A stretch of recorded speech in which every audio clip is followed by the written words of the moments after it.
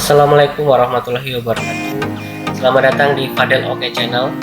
Kali ini saya akan membahas mengenai virus ransomware, bagaimana cara mengatasinya.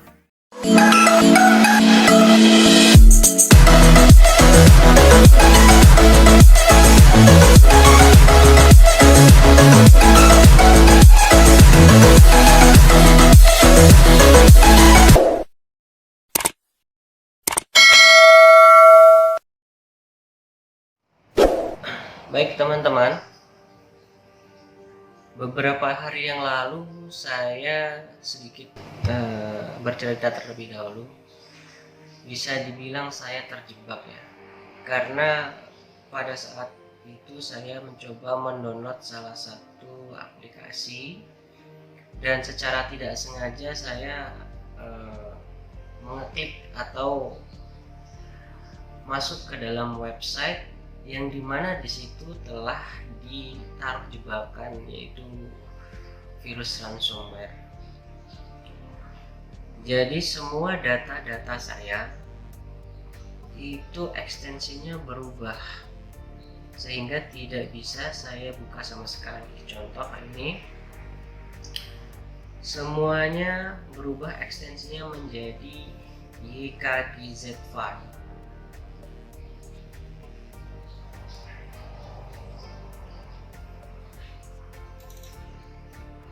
Semuanya tidak bisa kita gunakan lagi datanya. Di sini saya stres teman-teman, karena semua data-data pekerjaan, file-file pekerjaan saya semuanya hilang dan hampir mustahil bisa saya kembalikan kembali.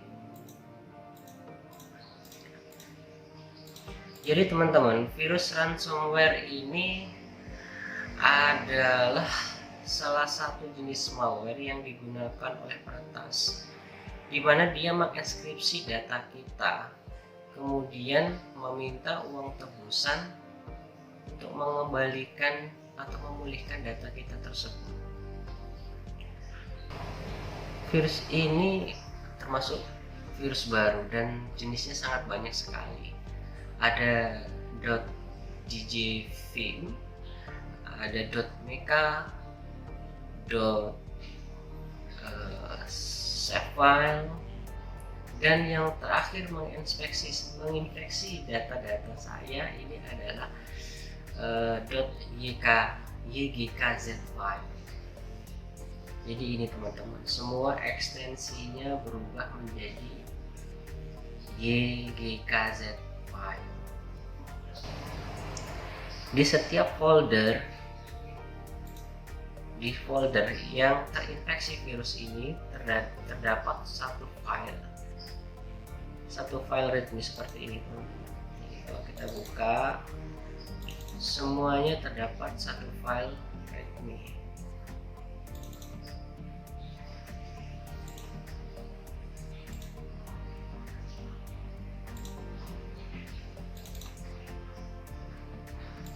Tidak bisa semua dibuka.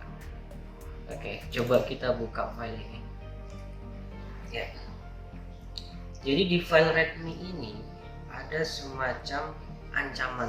Jadi benar-benar virus ransomware ini bisa dibilang salah satu tindak kejahatan yang sangat meresahkan kita. Baik, coba kita baca di sini. Di sini ancamannya di mana kita apabila ingin data kita kembali, kita diminta untuk membayar senilai $980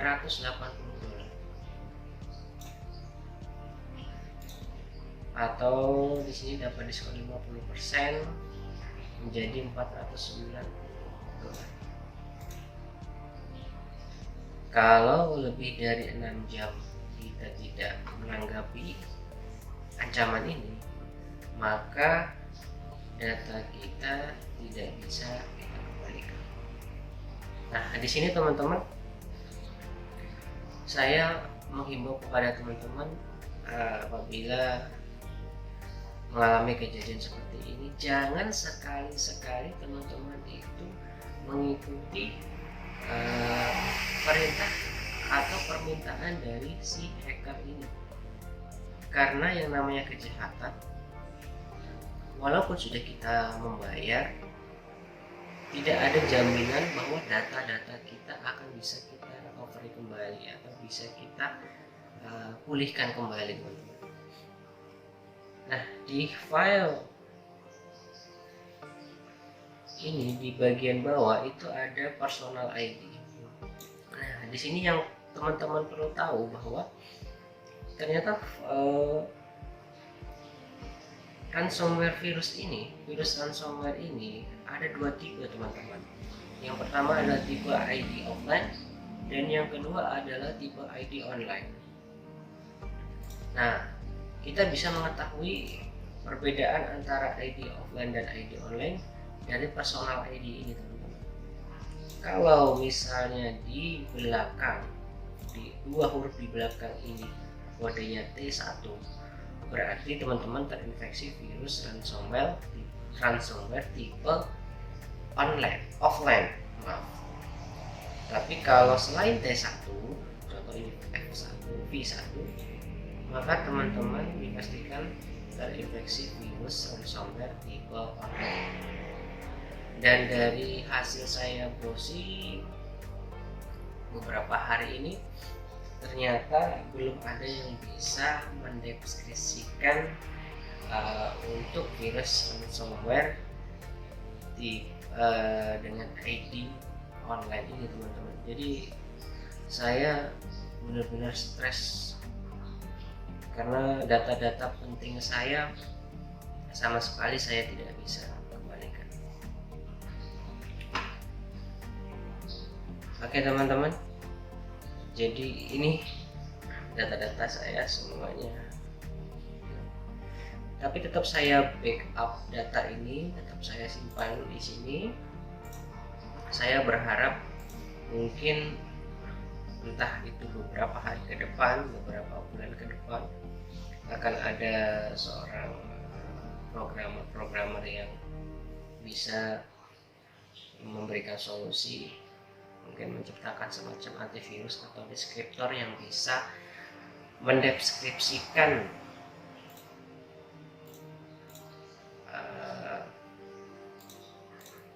virus ransomware dengan tipe ID online ini. Oke. Kemudian saya ingin membagi ke teman-teman bagaimana cara mengatasi virus ransomware ini.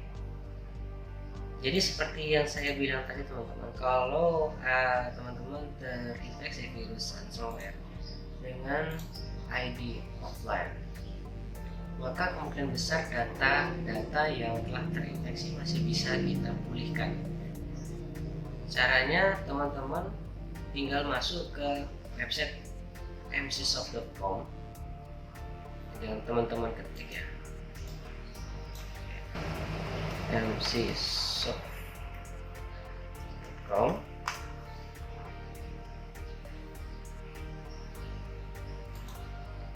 Oke. Nah, di sini teman-teman masuk ke menu tools, kemudian pilih ransomware description, kalian klik aja. Nah, kemudian yang pertama kita perlu mengetahui tipe jenis daripada virus ransomware yang telah menginfeksi laptop kita. Caranya, kita tinggal memilih satu file di sini, pilih satu file yang telah terinfeksi. Oke, contoh ini, teman-teman ya, kita open, kemudian kita upload.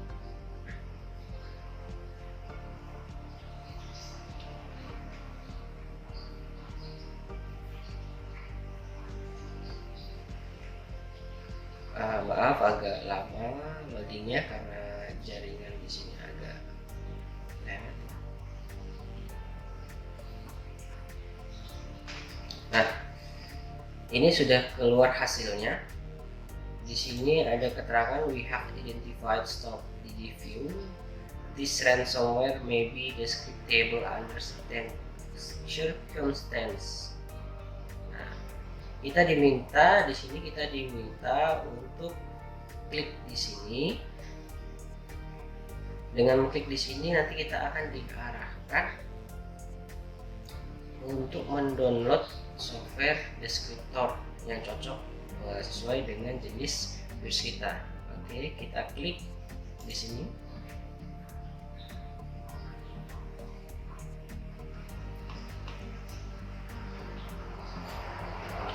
Kemudian kita download desktop DigiView deskriptor. Oke.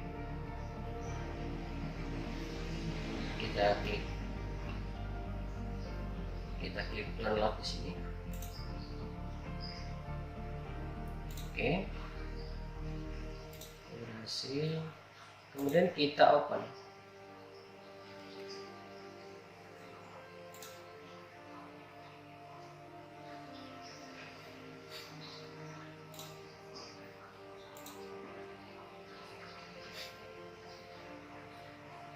Nah, kita sudah berhasil mendownload MCSoft Descriptor for Stop DigiView. Nah, di sini teman-teman, software deskriptor yang dikeluarkan oleh MCSoft ini hanya bisa kita gunakan untuk virus ransomware dengan ID offline. Jadi kalau misalnya untuk data yang terinfeksi virus ransomware dengan ID offline, caranya gampang. Di software ini kita tinggal yang pertama kita klik object list, kemudian add folder, kita tinggal pilih file kita, folder kita yang terinfeksi virus ransomware tadi.